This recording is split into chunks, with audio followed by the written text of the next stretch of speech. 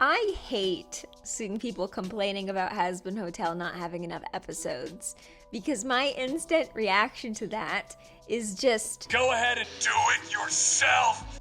I view Hazbin Hotel in the same way a lot of people view those old creepypasta stories, you know, the ones where they all live in a big house in the woods and they're like weird roommates, but you don't really know what being a weird roommate entails because you're 11 years old. It's kind of cringe, and everyone does look a little bit like a scene kid, Onceler OC, but it's fun, and that's all that matters. Hazbin Hotel is a toy product, but the toys are in your mind, and you get to make them fight each other. A few weeks ago, I was really sick, and I watched Hazbin, and then afterwards, when I was done watching Hazbin, I just curled up into bed and watched a bunch of comic dubs of Hazbin, because for the longest time since the pilot came out, that was all there was for this show. And so honestly, I'll be real, I think the heart and the soul of this property exists in the fan content. I mean, there's Milky Melody's wonderful little series of mostly Lute and Lilith-based music covers.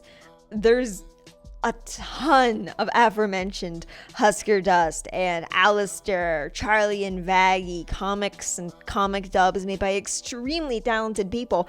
AO3 has so much to offer, and most of the stuff that was out there existed long before the show came out. Hazbin Hotel was less about a show and more about an idea. It has more in common with a branch of Christianity than it does an internet fandom, and I will die on this hill. Vivian may be Paul, but you are the pastors. I'm working on my own animated show. I've always had a soft spot for indie animations since I slaved over that Black Butler Reimagined thing from 2 years ago. I know how difficult they are. And not just managing voice actors, but managing yourself, keeping the motivation, keeping your head up, even if there's a bunch of haters out there. I have nothing but the highest respect for people who are able to do that. And so one day, I hope I can join them. I'm working on my first project. It's this adorable little fanime about cat boys and cat girls, and you'll love it, I promise. But so I was working on it, and I was like 4 months into it, and the exhaustion just hit me. And I needed to take a break from it, but I couldn't, not be productive. I couldn't not work on something. So I just needed to crack something out that wasn't related to the project so I could clean out the cobwebs and approach the project with new, fresh eyes. So I was basically like, I really like storyboarding and I really like doing bad voice acting. And the entire first episode of my Catboy project was made by myself doing really shitty impressions of everyone over storyboard. So what if I just made a Hazbin Hotel episode like that, where it's just literally just me? It's literally just me. It didn't take me too long to make the cat one, so I'll give myself a week. Let's see what comes out. And this is what came out. Here's the thing. I half-assed this. No, I quarter-assed this. I did not ask this at all. This project did not take very much effort. I didn't even have a script. I just had a general idea of what everyone was going to say, and so I just turned on the mic and said it. Lucifer, it doesn't really matter. I've got more money than God. Okay, we've got bandages. Right. There's even some parts where my mic wasn't working, so you can tell it was very obviously recorded from the built-in iMac microphone instead of the handheld one that I typically use, or even the headset one. It sounds bad and unscripted, and the drawings are pretty bad because I was making 30 of them in a night. And all this goes to show the only reason this thing is presented to you with so much confidence and love is because I have the chutzpah to do it. You could do it too. You could do it so easily. You could lap me if you wanted to. And I imagine the Hazbin Hotel fans that this video finds have way more passion for the series than I ever could. Because aforementioned reasons. It's not my big thing. I like it, but it's not my thing. It's not my thing. So I'm going to walk you through the steps, the little behind the scenes of how I made my episode. We'll discuss how we're going to make yours. So one of the ways that I was able to get everything done so quickly was that the Hazbin Hotel characters are ridiculously simple and easy to draw. And you might not think that, like, looking at them. They've got a lot of little knickknacks and design elements, and stripes, bows, spots, random sparkle dog accessories. But here's the thing, you don't need to get all of that in. Like, they're not going to harp on you for missing a little tiny detail. You just have to assume the vague shape of the character and you will be fine. So for instance, okay, Angel Dust, you just need to make like basically a hairy T shape and then give it boobs. I will say I was never really a big fan of his eye asymmetry until I drew him, and then I realized this went from a Q-tip with eyes to sans undertale, you know, distinct eyes. It really does a lot to round out the shape of his face and just make him more expressive, make him more interesting, make him look less like some freaky little stick figure. So as long as you get the head shape down, and like don't even try to imagine him having a skull, like just draw it, just get the waves and curves down. Then the, you know, heterochromia eyes, the eyebrows are very important. Forget the nose, big toothy grin, and then add the little eye spots afterwards, and you are good. That's Angel Dust. And the thing is, a lot of storyboards involve bust shots, close-ups, that kind of thing. So you don't even have to worry about those legs until they come in. Okay, with Charlie, she was really easy. I loved drawing Charlie. Big face, big dopey eyes, big smiley mouth, her little red rosy cheeks. I had a hard time trying to decide how I was going to make her blonde. I could either make her like actually have yellow hair, or I could make it white, but then that would fuck up her skin. So I just made it clear. It just, you know, her hair just reflects what's in the background. It's just line art. And, you know, you're able to do that. Like, you're able to take these little shortcuts. She also has a bunch of different outfits. And of course, it's not Hazbin Hotel unless every single character has this really eye-bleedy shade of red incorporated in them. And if you're asking yourself, does this character have a bow in their design? The answer is probably yes. Yes, they have a bow. They always have a bow. Vaggie's a little different because she doesn't have a white skin tone. I don't know. She's gray. And so I mostly just used my lineless style, you know, block out the vague shape of the bangs, the curtains, the long hair, gray skin, add the little X mark. Her eyes are pink. I color picked from Angel's shirt because it's generally better if they all have the same color palette. You need to line her eyes though so they actually look distinct. She's got that bow at the back. Honestly, Vaggie might be tied with Charlie in being one of my favorites to draw just by how much detail she can have while also having so much little detail. If you're an artist with a lot of complex designs and you know, you tend to get a little lost in the rendering, but you want to make a simplified style, honestly, the best thing I can suggest is making a lineless style because it just cuts down on your workload while also translating a lot of your hard-earned skills. Anyway, I just like how Vaggie looks. And as you might have been able to notice, with these characters, these aren't taking very long. I'm not speeding up this, I'm not speeding up the speed paint. Like, this is just how it looks to draw. Just, you know, in your hands. Nifty is super easy. Just think about her and she'll appear. I honestly think if you saw the pilot like 5 years ago when it first came out and then you were asked to draw Nifty, you'd probably be able to draw her. She's just three shapes: the hair, the face, the dress, and then a bunch of little stick legs and one eye. She's great. I had a harder time writing Nifty than I did drawing her. Mostly because it's a little bit hard to write things involving a character that will literally just, you know, say creepy, scary little kid gremlin type stuff with no deeper conflict because, you know, Alistair owns her soul, so she can be weird, but not weird. She reminds me of that one ghoul from Hotel Transylvania. Speak of the devil. Okay, Alistair. Alistair's different than these guys, and I took kind of a different approach when I drew him as opposed to them. I started with his silhouette. I made it a darker shade, like kind of a burgundy, dark pink color, and then I got the silhouette. He has a big flare out at the hips, he's a little bottom heavy, and then he of course has his fuck ass bob and his little cat boy ears. I love the cat boy ears. Once again, if you don't think a character has a bow around their neck in Hazbin Hotel, then they probably do have a bow around their neck, because it's Hazbin Hotel and it's legally required that you have a bow around your neck at all times. You don't even have to stay within the realm of your little red silhouette. You just need to kind of go around it so it adds a little flash of color. Just line everything. It really comes together super easily. He probably has the most aggressively overdramatic smile out of the entire crew. Aside from Nifty, I guess, his weird little fucked up daughter.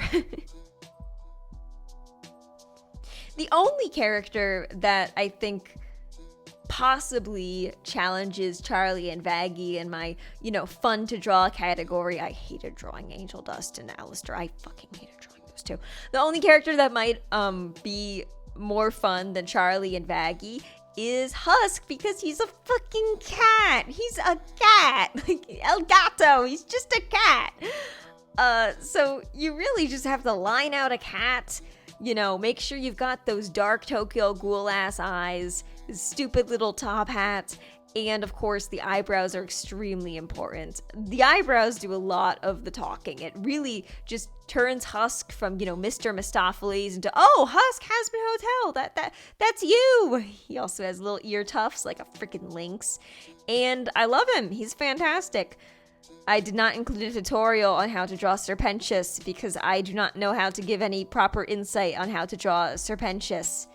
If you want to include Serpentius in your story, you're fucked. Goodbye. So, how did I make all of the characters' voices? I really just... it's hard to say. I mean, if you want to reach out to me because you're making one of these and you want one of my stupid impressions, I'd be happy to. I wouldn't charge because this is just objectively a funny thing to do. But the way I do the voices is, for Charlie, I just talk really high pitched like this, super enthusiastic. I'm a youth pastor. I listen to Kids Bop.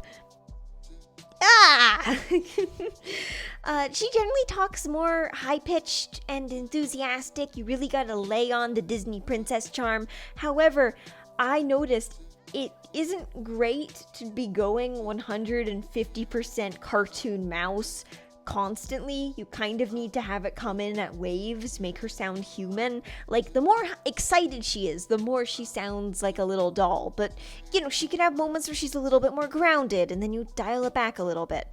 Alistair! Oh, it's nothing. Step back. Nothing we can't handle. Just angels cutting our timetable in half, but who needs a whole year to save souls? Vaggie is kind of the opposite. She always sounds like she doesn't give a shit. She kind of reminds me of how Rainbow Dash sounds. So terrible. Nifty is basically everything about Charlie's voice, dialed up to the point where it goes from being endearing to obnoxious. Just be annoying. It's great. Angel Dust, he was difficult. I don't really like saying sexual stuff. I mean, I'll do it, but he's got that New York accent. I can't do a very good New York accent. I range somewhere from Southern to Cockney to British. I can do one accent and it's like confused. It's having a crisis. However, Angel Dust is very New York. And the only way to really get into the New York accent is just say a bunch of really New York phrases like, hey, I'm walking here, and, anything from the Newsies musical. The rest of hell is going nuts. People are already freaking out about the news. Sing along to some Newsies songs and hope it sticks and pray. He also talks kind of high-pitched, but, he's got a little bit of a drawl. The thing about Angel Dust is it's less about the accent, it's more about the swagger. So as long as you're making an attempt at the accent, it's fine. Husk is difficult because he's a man, but he does sort of have a little bit of a drunk drawl to his voice. His voice actor's fantastic. Extremely talented guy. And there's nothing I could do. Like, he's just deep, and he's just deep with a little bit of a melody to it. A little bit more whimsical than Vaggy's is. Vaggy just sounds like she's giving a PowerPoint presentation about all the reasons you fucking suck. Maybe for Husk, imagine you're one of those people doing those fuckboy ASMR videos. But you're doing a bad job of it. And last of all is Alistair. So the good thing about a transatlantic accent is that if you can do a British accent, they are basically the same. A transatlantic accent is just an American British accent that was popular in the 20th century. And as long as you're using a filter for the voice, no one's gonna give a shit. That's really all I can say. Put it out there. No one's gonna care. This isn't 2015 where people are critiquing the, quality of YouTube videos that have maybe like 3,000 views. That reflects worse on them than it reflects on you. Because who leaves hate comments on YouTube videos? Put that shit on TikTok. Oh, I think that did a number on my voice. Serpentious also, like, he's easy to do. He's just a little snake, little snaky, lispy boy. Vox, I just screamed for his entire lines. I was just screaming. We are so fucking back! What have you two done? Once again, if you need someone to do one of these terrible voices, you can email me. It won't be good, but I'll do it. Here's how to make things easy when it actually comes to putting together the episode. So the first thing you need to do is choose a art program. I personally use Fire Alpaca because it's really easy to use and it's also free. So you just, download it onto your desktop. You could totally get a drawing tablet. Like, they sell Wacom and Truos ones for like literally only $40 on eBay. And mine works great. If you already have a drawing tablet, pull that sucker out. Hell, I spent the first 2 years of my art career drawing with a mouse. Nothing is impossible. You could even just, do sketches and input it in as PNGs, but I'm getting ahead of myself. So, you download the art program. You have the whole, you have it here. You just go to File, New, create a new canvas. This is the length of the canvas. Click on Wonderful. Here's where things get a little bit interesting. See, it's a canvas, so the stuff you put in the top layer will, go on top of the layer below it. But you can also initiate animation mode. So you switch to animation mode, and basically, this makes it so you'll make a layer. Watch, I'm making a layer, and then you'll make another layer, and see, this little guy will onion skin. So you can just make a layer on top of it while also seeing what this one did. So you can click back and forth and have them move, have it gyrate a little bit. Say you make like 10,000 of these, all layers. Well, the really annoying part is when you're actually like inputting the damn thing, you would go to save as PNG, and then you would only be able to save this little tiny thing. Well, that's really annoying. If you make an entire like animation or like an entire sequence of storyboards on this page, you're going to want to be able to, input it to you don't want to waste a whole lot of time downloading it. It's really annoying to do that, but here's a shortcut. You go to Files. You go to Export Layers Animation Mode. You click New Folder. You make a new folder. You click Open. You click Transparent Background. And then suddenly, both of these things and the other 50 or so ones that you've also collected onto this canvas will all export together in a buddy system, and you will be able to expertly slap them into CapCut, which is also free, which you have also downloaded. Here's how to use CapCut. Oh look, it's this video in CapCut. This is getting meta. Okay, so let's just use this little PNG of Nifty.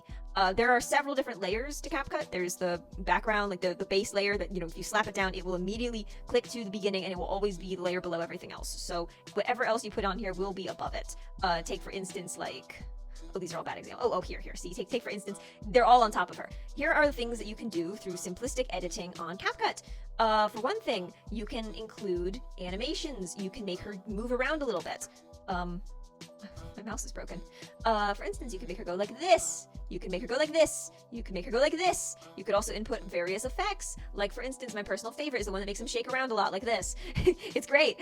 But the most important thing, and obviously the most important capacity, if you are going to bullshit your way through a storyboard, is the ability to transform. So see this little diamond here? We're going to put her here, and we're going to lock her in place right here. The way we do that is by... Stay! Okay, the way we do that is by clicking a little diamond, so that locks her in place there, and then we go forward on the timeline, and then I'm going to move her so she goes to here. And automatically, it will go from this one point in the timeline to the point that I just moved her to, and she will be animated to very slowly drag herself across the screen. Lovely! You can probably imagine all the ways this would be extremely useful. You can also make her wiggle around a little bit in the same way. You can change the uniform scale so she goes tall.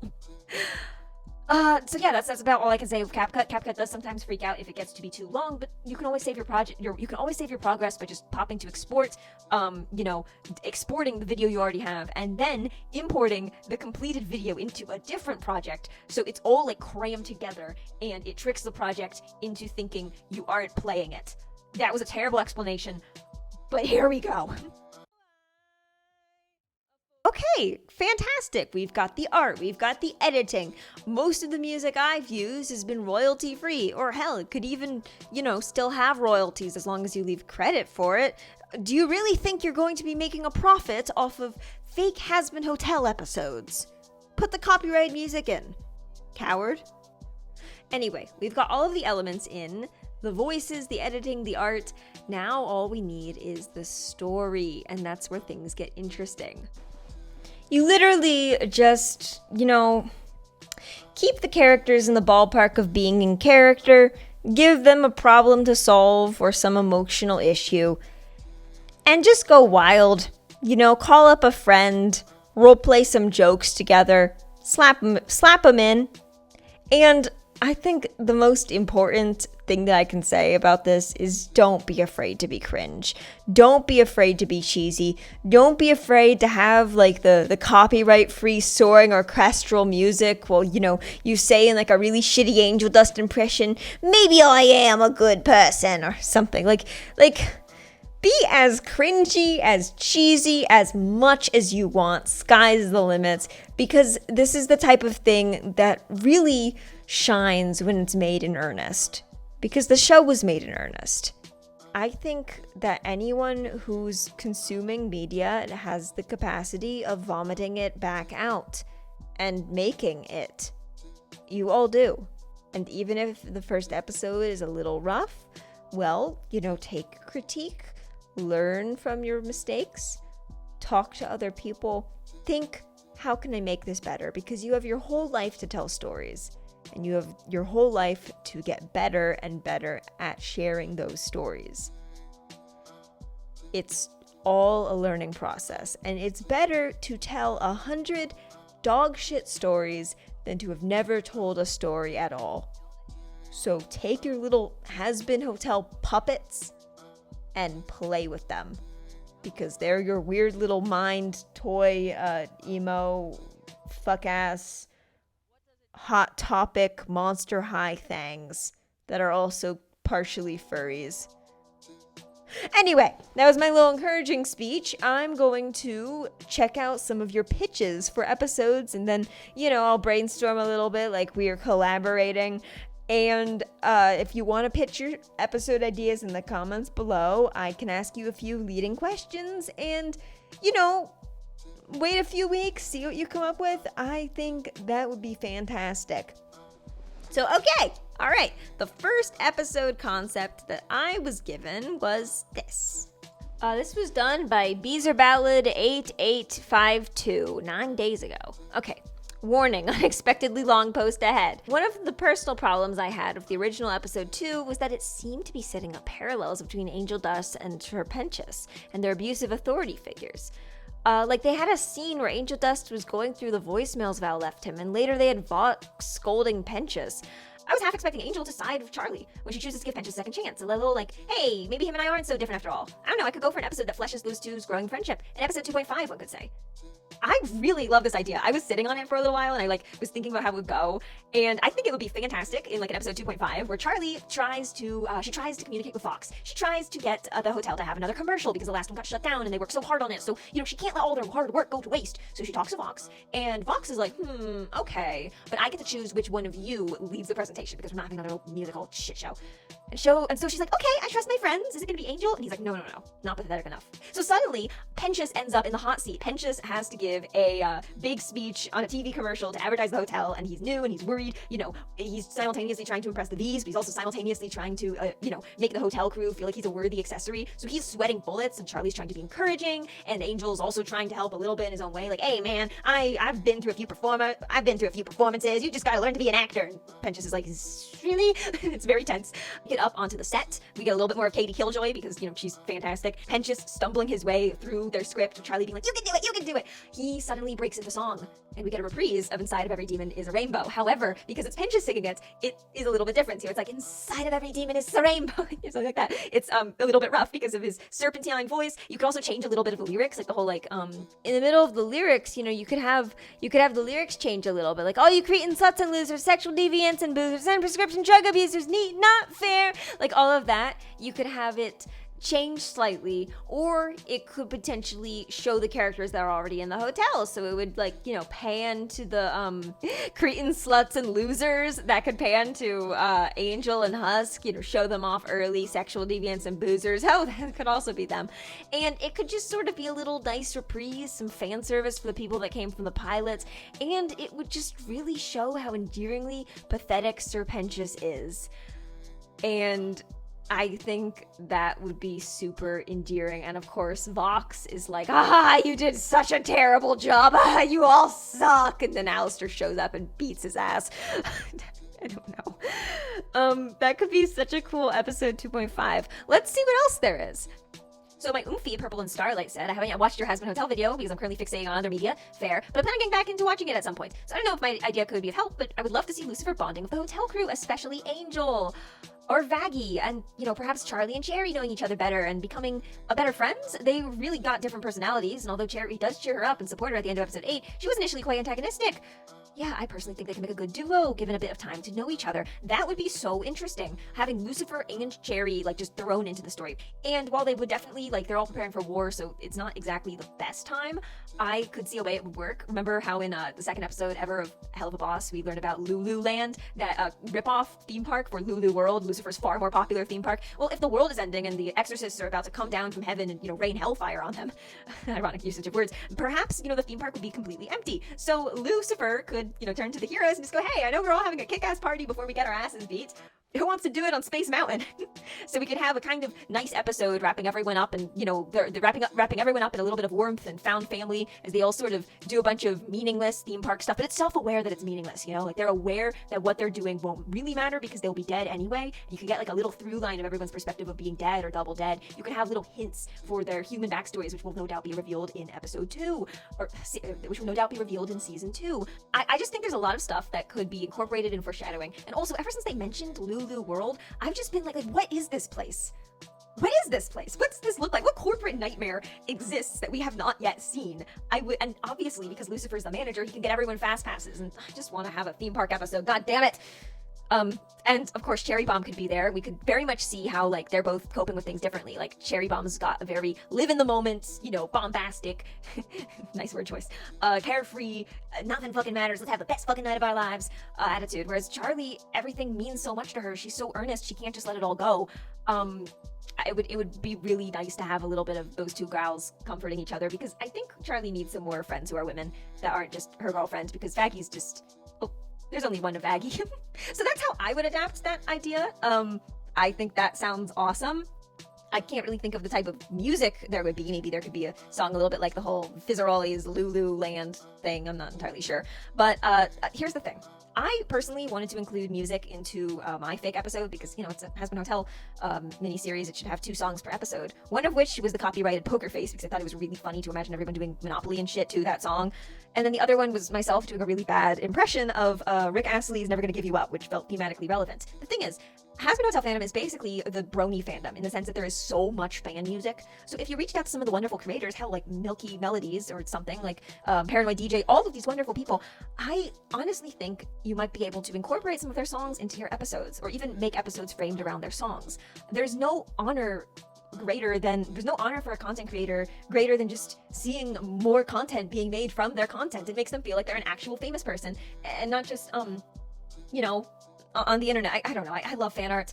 I love seeing it. I love making it. I love making it for fan fiction. And I think anyone would be really flattered by an earnest attempt. So with that being said, that is my handy little guide to making a Hazbin Hotel episode.